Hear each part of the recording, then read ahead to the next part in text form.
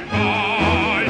Эй, товарищ, больше жизни, воспевай, не задерживай, шагай, чтобы тело и душа были молоды, были молоды, были молоды. И не бойся ни жары, и ни холода, закаляйся, как сталь. Физкультура, физкультура, ура, ура, будь готов. Когда настанет час бить врагов, центрадисты и комбинат.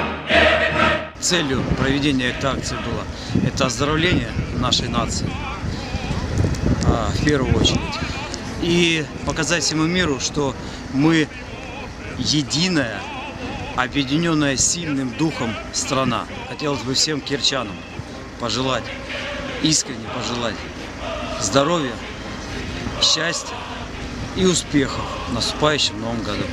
Здравствуйте, друзья, с наступающим Новым годом! Бегайте с нами на Митридат, потом мы закаляемся, и потом опять бежим на Митридат, а потом опять закаляемся.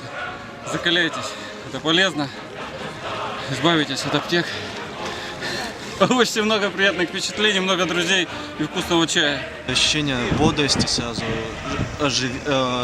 оживление организма, такое надо частенько делать просто. А времени особо нету, потому что работаю, например, работаешь, учишься, поэтому не всегда времени хватает на заплывы. Такие вот заплывы, они нужны побольше.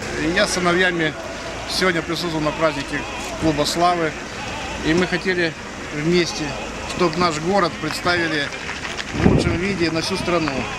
Для этого что мы сделали, орлы? Да. Какой месяц сегодня?